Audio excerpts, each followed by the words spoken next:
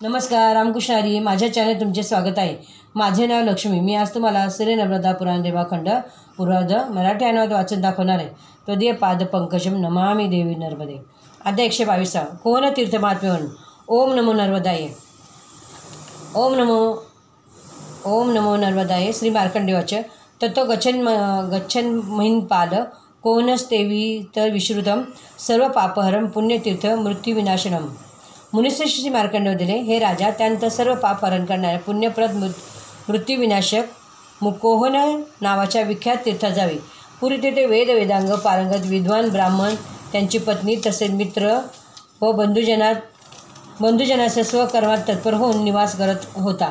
राजा युधिष्ठिराने सांगितले, ब्राह्मण, क्षत्रिय, वैश्य, शूद्र उत्पत्तीशिवाय त्याचे जे कर्म आहे ते सर्व मला आपण सांगा. मी धर्म, अर्थ, काम, मोक्षाचा उत्तम संपूर्ण विधी जाणू इच्छितो. याचा उत्तम ज्ञात अन्य कोणी नाही असे मला बुद्धिपुरःसर वाटते. श्री मार्कंडेय दिले, प्रथम सर्व प्राणीमात्रांचेच नव्हे तर सर्व चरांचे जगद्गुरु देवश्री ब्रह्मदेव उत्पत्तीच्या कार्यात वेगवेगळ्या वर्णांनी वेगवेगळे धर्माचरण केले. वेदशास्त्रात सांगितलेले त्याच्या धर्माचे मी वर्णन करतो, ज्याच्या पालनाने सर्व लोक उत्तम गती प्राप्त करतात. ब्राह्मण भक्त विधीपूर्वक सर्व वेदांचे अथवा एका वेदाचे अध्ययन करून ज्ञानाशिवाय उत्तम गती प्राप्त करतात. ब्राह्मणांनी वेदाध्ययनानंतर गुरु आज्ञेनुसार उत्तम कुलातील उत्तम रूपसंपन्न सर्व लक्षणांनी युक्त पत्नीचे ग्रहण करावे. त्यानंतर दंभ लोभरहित होऊन दानप्राप्त धनिक होऊन स्मार्त स्मृतिविहित व श्रोत अग्नीचे क्रमशः पूजन करावे. विधीपूर्वक म्हणजे पंचयज्ञांचे संपादन करावे. ब्रह्मज्ञान म्हणजे अध्यापन, पितृयज्ञ म्हणजे हवन, भूतयज्ञ म्हणजे काक, श्वान आदींचे बळी, नृत्ययज्ञ म्हणजेच अतिथी भोजन आदी 5 यज्ञ गृहस्थाचे आवश्यक कर्तव्य करावे. गृहस्थाश्रमानंतर वानप्रस्थानासाठी वनात गमन करावे. पुत्रोक्तीनंतर त्याचे विधिवत पालन करून त्यांना शिक्षण आदींनी सुसंस्कृत करावे. नातवाचा जन्म झाल्यावर पुत्रांना स्त्री संरक्षणाची जबाबदारी देऊन सर्व आसक्तरहित झाल्यास उत्तम धनप्राप्ती होते. तो पुन्हा इहलोकात जन्म घेत नाही. क्षत्रिय तर राज्यस्थित राहून पृथ्वीचे पालन करून सदा धर्मपरायण राहून परमगती प्राप्त करतो.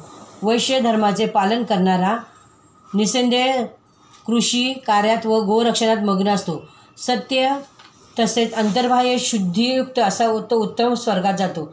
श्री ब्रह्मदेवाने शूद्रासाठी धर्मशास्त्रविध अन्य विधान केले आहे. जन्मापासून त्याचे शास्त्र संपन्न शुभ कर्मांनी रात्रंदिवस व्यवहार केला पाहिजे व जीवितार्थ चालवला पाहिजे. श्री ब्रह्मदेवाने आधीच सर्व वर्णांच्या धर्मानुसार सृष्टी निर्माण केली आहे. ब्रह्मादी 3 वर्ण द्विज मंत्र संस्काराने संपन्न आहेत. त्यांच्या मतानुसार स्वर्गात स्थित झालेला मनुष्य कीर्तिवंत व स्वर्गगामी होतो. हे भरत वंशोत्पन्न राजा, अशा गुणांनी युक्त तो ब्राह्मण निवास करत होता. मारा मारा असे शब्द ऐकतात त्याने सर्व दिशांना पाहिले. घाबरलेला थरथर कापत तो पावलोपावली घसरून पडत होता. हाती साखळी व हत्यारे तसे कठोर पाशाने वेढलेल्या रेड्यावर आरूढ पुरुषाला त्याने समोर पाहिले.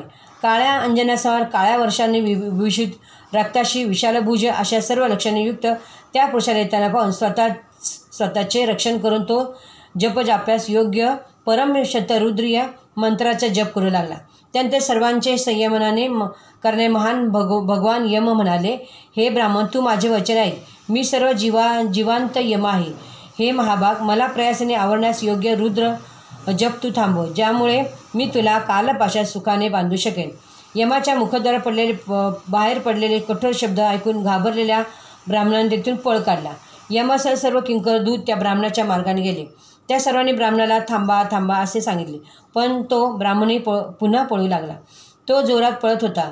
जेव्हा थकला तेव्हा तो थांबला. हो, या दुष्टांद्वारे मी मारला जात आहे. शरणागतावर प्रेम करणारा हे श्री महादेव, आपण माझे रक्षण करा.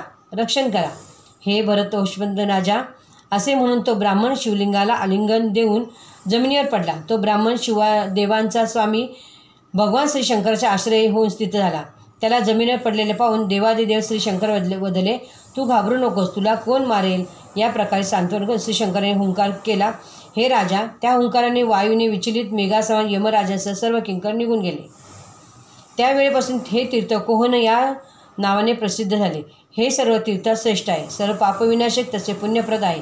त्या तीर्थात जो स्नान करून श्री शंकराचे पूजन करतो तो अग्निष्टोम यज्ञाचे उत्तम फल प्राप्त करतो.